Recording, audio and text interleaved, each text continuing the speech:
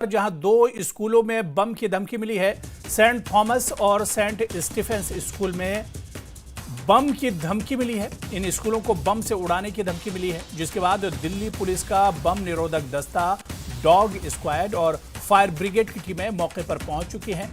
फिलहाल पुलिस को कोई संदिग्ध सामान नहीं मिला है और इससे पहले भी दिल्ली में इस तरह की स्कूलों को बम से उड़ाने की धमकी मिलती रही है। हमारे सहयोगी दीपक इस वक्त हमारे साथ जुड़े हुए हैं। दीपक, एक बार फिर से दिल्ली में कुछ स्कूलों को, दो स्कूलों को बम से उड़ाने की धमकी मिली, क्या कुछ शुरुआती जानकारी मिल पा रही है?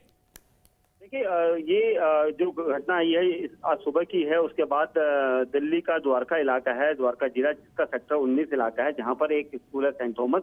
इस स्कूल को बम से उड़ाने की ईमेल दी गई थी। और उसके अलावा सेंट स्टीफन कॉलेज है दिल्ली यूनिवर्सिटी का, नॉर्थ कैंपस में सेंट स्टीफन में भी इसी तरह की धमकी दी गई थी ईमेल के जरिए। हालांकि दोनों अलग अलग डिस्ट्रिक्ट हैं और दोनों में पुलिस की टीमें मौके पर मौजूद है। हालांकि पुलिस का कहना है कि अभी तक स्कूल के अंदर या कॉलेज के अंदर कुछ भी ऐसा संदिग्ध नहीं मिला है, लेकिन पुलिस टीमें एहतियातन बॉम्ब स्क्वाड और डॉग स्क्वाड के साथ मौके पर हैं और देखा जा रहा है, सारी चीजें अंदर की चेकिंग की जा रही है। क्योंकि जिस तरह से ईमेल आई थी, एक दिन पहले भी इस तरह की ईमेल द्वारका इलाके में आई थी। हालांकि कुछ नहीं मिल सका, लेकिन ईमेल जिसने की, कहां से जनरेट की जा रही है इस तरह की धमकी भरी ईमेल, इसको लेकर यहाँ पर पुलिस की टीमें जांच कर रही है। दीपक, इससे पहले भी आप देखिए कि दिल्ली में कई स्कूलों को लेकर इस तरह के ईमेल्स आते रहे, इस तरह की धमकियां आती रही और इससे पहले भी ये पहला मौका नहीं जब इस तरह की धमकी आई। इससे पहले भी दिल्ली के कई स्कूलों को बम से उड़ाने की धमकियां आती रही हैं।